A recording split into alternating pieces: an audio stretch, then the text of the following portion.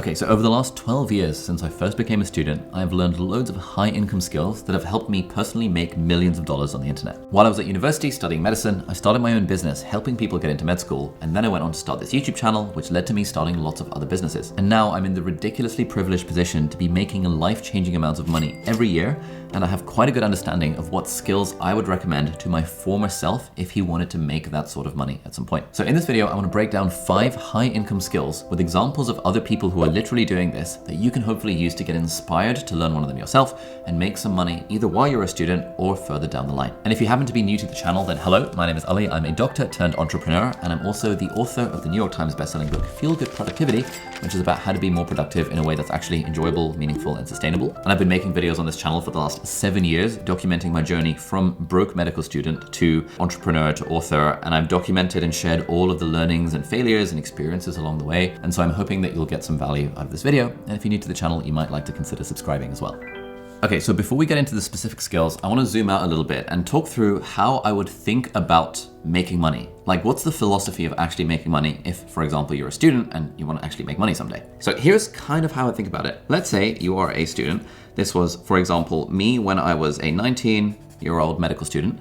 And the thing is, it's sort of like in the world of capitalism that we live in today, everyone has above their head a personal stock price. This is essentially your worth to the market. I don't like the system any more than you do. I think this is a bad system. It's just unfortunately the world that we live in. And so if we want to thrive in the world that we live in, we want to appreciate that this is the thing. Everyone that you meet has above them a personal stock price. It's like how every company has a particular value. Now, back when I was a medical student, my personal stock price was 0. No one was going to hire me to do anything. In fact, maybe they would have done. Maybe, when I was a medical student, I was able to earn £4.50 an hour, £4.50 an hour by working at the local library. When I graduated medical school and started working as a doctor, suddenly my personal stock price became around about £14.50 per hour. That's how much doctors earn in the UK when you are just starting out. That's how much residents earn in the US when you're just starting out. This is the personal stock price. Now, let's say if you're a student and you have high income skills, essentially those skills are skills that increase your personal stock price. So let's say, you might have a student next to you whose personal stock price is £50 an hour, or it might be £100 an hour, or it might even be $500 an hour, or it might be whatever the thing is. This is how much that particular person can command in the marketplace of commerce. Okay, so that's thing number 1 that we want to appreciate. Thing number 2 that we want to appreciate is that, a lot of students, sometimes I'll give talks at universities and things, and, I'll put out a question to the audience and I'll kind of ask, who here wants to be an entrepreneur? And depending on the crowd, like if I'm speaking to, I don't know, like finance and tech people, everyone wants to be an entrepreneur. If I'm speaking to medical students, almost no one puts their hand up in saying that they want to be an entrepreneur or they want to run their own business, which is totally fine because obviously medical students normally want to become doctors. That's not the same as running your own business. But the thing that I would say is that everyone is already an entrepreneur. You already run your own business. Even me, back when I was a medical student and back when I was working full-time as a doctor, I was actually running my own business. It was just that my business was hired out to one employer, which was the National Health Service here in the UK. And the rate that I was charging my employer was £14.50 per hour. So it's like I've got one client in my business. That client is my employer. And the rate, the amount of money my business is worth is £14.50 an hour. And in a way, we are all entrepreneurs because we are all selling ourselves in some way to the market. You might not like to think of your job as selling yourself to the market, but in, unfortunately, the capitalist world that we live in, you are in fact selling yourself to the market. So you are already an entrepreneur and you have your business, the business of you, has a stock price in the same way that Apple has a stock price. Apple is a business, it has a stock price. You as an individual are a business, and you also have a stock price. So, knowing that this is the state of the world that we live in, essentially, how do you make that number go up? How do you increase your personal stock price? How do you get more leverage? How do you make it so that, your one employer, your one client isn't only paying you £14.50 an hour? What if this client decides to fire you? What if you get laid off from your job, as a lot of people did during the pandemic? Uh-oh, now your business has 0 clients and now you're not making any money. This is potentially bad because you've got bills and stuff to pay. What if the next job you could only get was maybe similar price, £15 an hour? That's not a very good living that you can make. Essentially, you're an entrepreneur. You have your own business, it's the business of you, and that business has a personal stock price, and the value of this essentially correlates with your skills. The more skills you have that are correlated with making money, the more your personal stock price is going to go up. Now, there are a whole host of skills that will increase your worth to the marketplace. But there are also a whole host of skills that will not increase your worth to the marketplace. Again, for the record, I don't like the system any more than you do, but we're kind of stuck with it because it's a system that we have right now. And so we can kind of think of these skills as low income skills and high income skills. So if, for example, you are in the UK, being a doctor is unfortunately a low income skill. That's being a junior doctor, for example. If, however, you train for 15 years to become a neurosurgeon, being a neurosurgeon is a high income skill, which in the UK would maybe make you, I don't know, 300K if you do private practice and maybe 100K if you don't do private practice. If you're in the US, that's worth over $1 million a year. It's a very high income skill. Neurosurgeon as a skill has a different value depending on which market you're in. In the US, which is a private healthcare system, it has got a way higher value than in the UK, which is a state-funded healthcare system. This is one example. What else are skills? Well, playing a guitar is unfortunately a low income skill, unless you are literally the best in the world. I mean, if you're the best in the world at anything, it sort of becomes a high income skill, but that's aside. But being able to play the guitar, broadly a low income skill. Being able to code an app is a very high income skill. Being able to write an academic essay is unfortunately a low income skill. It does not pay very much in terms of the marketplace that we currently live in. However, being able to write a sales page or a letter is a very high income skill. This is called copywriting. This is if you were, for example, to take the skills of academic essay writing and apply them to persuasive writing. The person who writes what's on the Apple iPad homepage that tries to convince people to buy an iPad, that person is paid a lot of money because that is a very high income skill that translates to a lot of money in the marketplace. At university, you learn a lot of low income skills, unfortunately, and most university degrees and most school systems do not actually teach you high income skills. A lot of high income skills are things that don't sound particularly sexy and things that you often have to learn on your own. Now, one of the skills that we're going to be talking about later in this video is web design. And for that, you're going to need a web hosting platform, which is where Hostinger comes in, who are very kindly sponsoring this video. Now, Hostinger is where I personally host my own website, aliabdaal.com, which gets lots and lots of hits every week and every month, so you can check that out if you like. And actually, Hostinger is the world's fastest growing web hosting company. It is incredibly easy to use, and it's also very affordable. So if you click on the link in the video description, then you can sign up and you can start building your own website completely from scratch without actually having any coding or web design skills. For most people looking to create a personal website, the premium plan is probably the best option, and that starts at under $3 per month. And with that, you'll get a completely free domain name. You also get free email addresses to use. And the premium plan actually supports up to 100 websites that are all kept really secure online. It also has built-in AI tools that you can use to make the whole website building process even faster. So for example, the AI website builder creates a unique website after you've just answered 3 questions, and then you can customize that website that they've created for you super easily with their drag and drop editing features that are really cool. I genuinely think that everyone has at least something that they can share and talk about online, so I definitely encourage you to think about creating your own personal website. And I would 100% recommend trying out Hostinger if you're not sure where to start. The premium plan is just one option, so do be sure to check out the other options to see if you can find the right one for you. For example, their business plan has e-commerce features if you want to actually sell stuff online. And it's got a bunch more AI tools like a writer and an SEO tool to help drive more people to your website. Again, there is a link to sign up down in the video description, and if you use my code AliAbdaal at checkout, you will get an extra 10% discount. They also do have a 30-day money-back guarantee for peace of mind, so you can try it out, and if you don't like it, you can just email them and get your money back. So anyway, thank you so much, Hostinger, for sponsoring this video. Okay, so the final thing to keep in mind in this entire equation is that the value of a skill does somewhat depend on who is buying that skill. So for example, let's say you're just really good at the guitar. Now, the guitar is normally a low income skill because normally the people who buy the skill of being really good at the guitar are parents who want their kid to learn the guitar. You could be a guitar teacher and now your amazing guitar playing skills are not worth very much because you're teaching guitar to kids, for example. Or you could be an amazing guitar player, and if the person buying that skill happens to be a music record company and they're giving you a record deal for being able to play fingerstyle guitar like an absolute legend, suddenly that skill has become a high income skill. We kind of want to keep in mind the fact that a lot of people try and make money from playing music. Most people don't make very much money from doing it. So it's a lot harder to sell that skill to music record labels purely because of, the laws of supply and demand. And so in that sense, playing the guitar is normally a low income skill, but with a lot of luck and the right circumstances, and if you're absolutely freaking amazing, it can become a high income skill. Those are not the sorts of skills I want to talk about in this video. I don't want to talk about skills that are only high income if you get really lucky. because then you get rich, but you have to be really lucky. I want to talk about skills that are high income that broadly will increase your personal stock price, your worth to the marketplace without you having to be literally the best in the world at it and without you having to be super, super lucky or super, super well connected. Okay, final piece of the puzzle before we move on is this. It's really, really important to appreciate that there are two different types of businesses. You can sell to consumers, i.e. normal people, or you can sell to businesses. So for example, if we use a guitar teacher example again, trying to teach guitar lessons to normal people is selling to consumers. But if, for example, trying to get a record deal with Sony is selling your skill to a business. Trying to be a writer where you say to your friends, hey, I'll write letters to your grandparents for you, or something dumb like that, is trying to sell to consumers. Trying to be a writer, but selling your writing services to businesses by saying you'll do copywriting for their social media or for their sales pages, that is selling to businesses.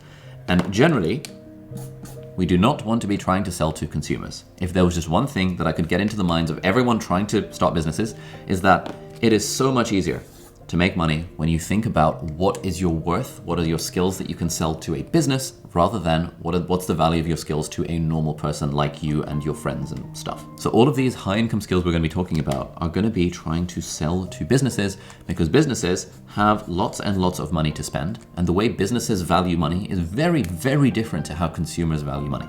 Okay, so with all of that in mind, these are the 5 skills we're going to be talking about, and there will be timestamps in the video description, so do please skip around if you feel like it. But one thing I would say is you might be like, 3 design, I don't need to think about that.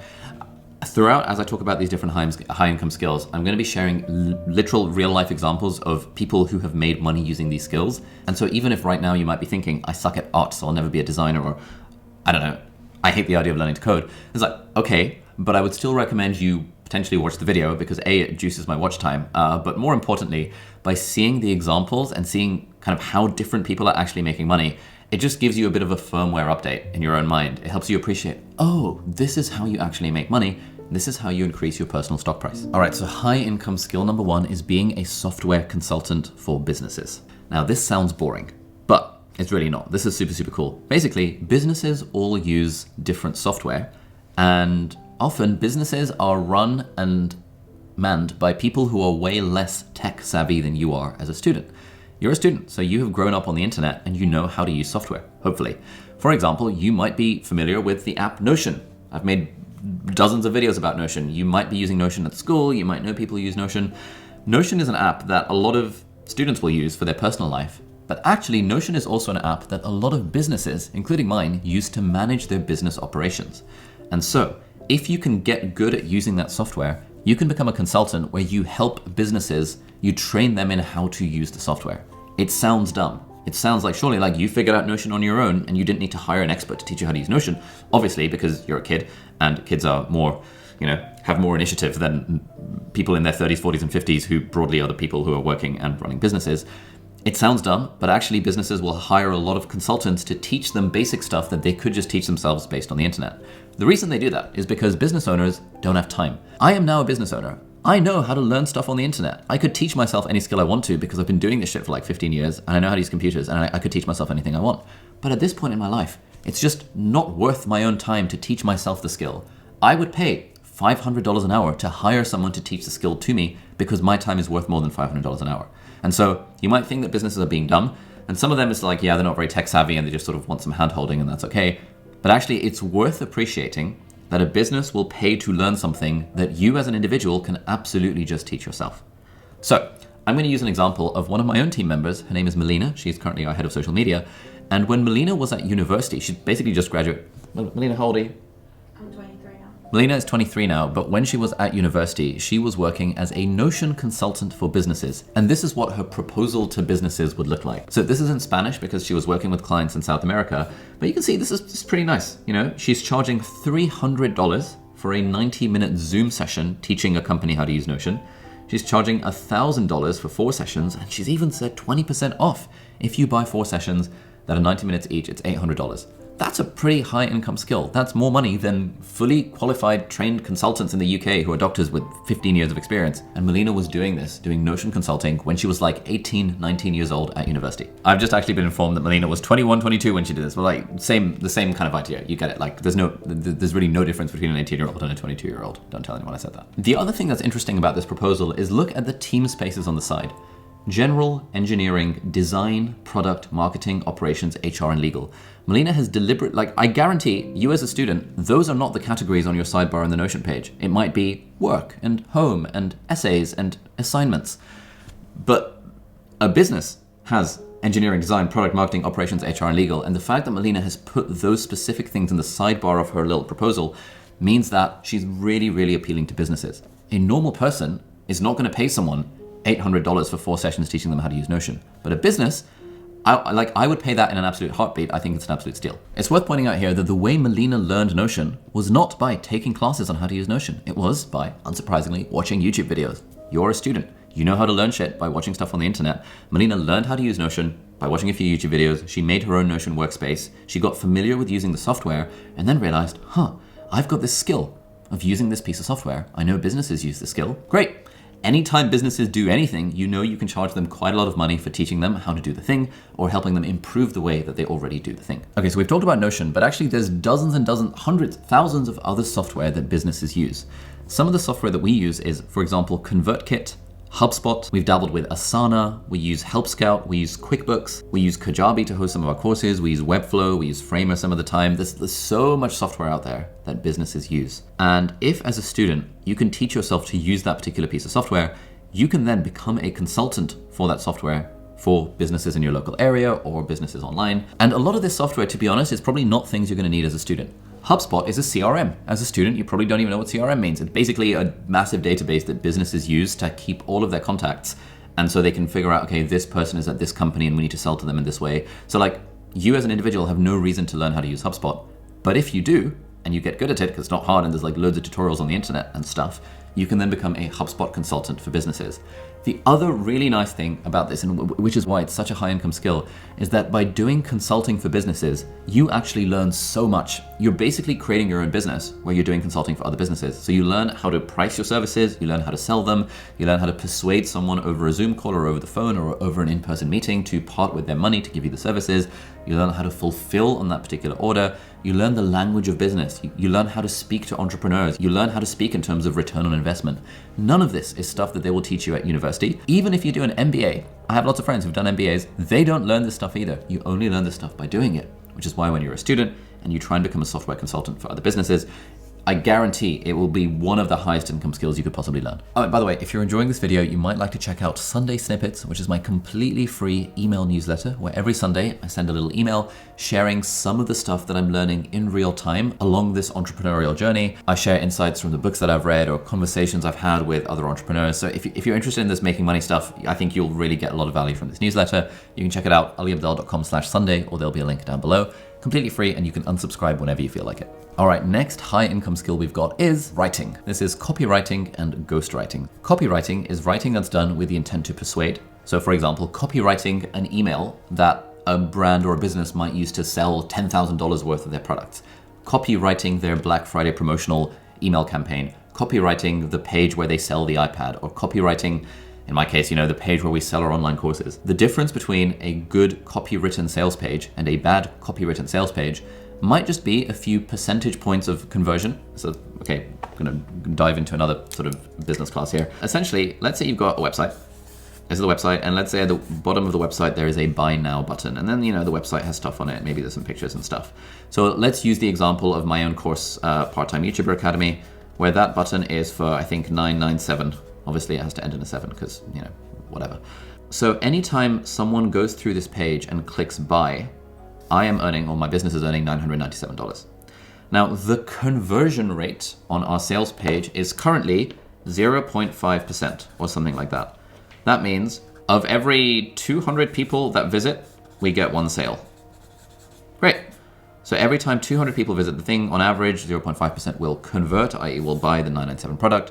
So we make $997 for every 200 visitors we get on the website. Now, there are some people who have sales page where the conversion rate is 1%. or even 2%, or even I've heard people who have a 4% conversion rate. So what would it look like if we managed to increase our conversion rate from 0.5% to 2%? You know, what that would look like is for 200 people, we now get 4 sales. It doesn't seem like a lot, but now 200 people is making us $4,000 rather than $1,000. There's a big difference between $1,000 and $4,000. Now, in our case, our part-time YouTuber Academy course makes just over $1 million a year or something like that with a 0.5% conversion rate. If someone were to copyright our landing page, our sales page, and if we were able to increase that conversion rate to just 2%, from 0.5 to 2%, instead of it being a $1 million a year business, it would be a $4 million a year business. And what is the difference between a 0.5% and a 2% conversion rate? It is copywriting. If the sales page is a little bit more persuasive, it increases this conversion rate. And you don't have to increase this conversion rate by much to make a massive difference to the top and bottom line of a business, which is why copywriting is a very, very, very high income skill. It's not that hard to learn. There are books that talk about it. Copywriting Secrets by Jim Edwards is my personal favorite. There are loads of books about it, loads of YouTube videos about it. This guy, Cardinal Mason, has a YouTube channel where he talks about how he makes money as a copywriter. He's a little bit guru-y with his stuff, but the stuff is genuinely very good. He does screen recording-y type videos where he'll literally show you his screen as he's writing an email that's making thousands of dollars. And it's just super cool to see the genuine behind the scenes of this sort of stuff. But hopefully you can appreciate with this example, if we were to hire a good copywriter, which we now have, we'd be able to add $3 million directly to the bottom line of our business. That is huge. Obviously, we wouldn't pay the copywriter $3 million, but like if someone were able to say, hey, your conversion rate's currently 0.5%, I guarantee to get it to at least 2%, and I just want 10%, I'd be like, of course, I'd be making an extra $3 million, and that person would be making $300,000, the 10% of the difference, just by copywriting our sales page. It's a very, very, very high income skill. So copywriting is one high income skill that you can use for writers. The other one is ghostwriting. Two friends of mine, Dickie Bush and Nicholas Cole, have an online course and a YouTube channel where they teach you how to do ghostwriting to make loads of money from it. And I've actually got 3 interviews with them on my podcast channel. I will link them down below and maybe up there. So if you're interested in ghostwriting as a very high income writing skill, you should check out those interviews, and they give you the whole roadmap of how to make money as a ghostwriter. All right, high income skill number 3 is to be a designer. Now this could be a web designer or it could be a general graphic designer, because again, we're thinking about selling to businesses. So what kind of design skills do businesses need? Your mind might come to, okay, well, they need a design for the website. Yeah, they do. And if they make apps, then they need some sort of designs for the apps. Yes, they do. But there's also loads more design assets that businesses need and pay for. For example, I've paid a lot of money for my YouTube banner. That's a design asset. If businesses post Instagram carousels, those are design assets. Businesses create ads that they put on billboards and on social media and stuff. Those require design assets. I know a lot of entrepreneurs, business owners at this point, and one of the common things we all lament is how hard it is to find good designers. My brother runs a startup. It's called Causal. You can check it out. And they hired a designer, and I think they were looking to pay them $400,000 a year. And I was like, surely you can find someone $400K. And he was like, yeah, no, it's still really hard finding good designers. It's like, that's interesting. In their case, they were looking for a product designer, someone who could actually, design the user interface and the user experience of a product. But even outside of that, like finding a really good designer is kind of hard to come by. And so it becomes a very high value skill, because design in some capacity is a skill that basically every business needs. And most businesses, if a business is like under about 20, 30 people, they probably can't afford to have a full-time designer on the team. And so what they'll do is that they'll contract work out to freelance designers, and you could be one of those even if you're a student. Now, incidentally, and you might not know this, being a designer was actually my highest income skill back when I was at medical school, because I was working as a freelance designer for various medical tech companies. There were these companies that wanted to design like medical tech products, and I knew how to do web design and product design, and I taught myself app design by watching some YouTube videos about it. And so I was being paid £100 an hour to do freelance app design and web design for these med tech companies.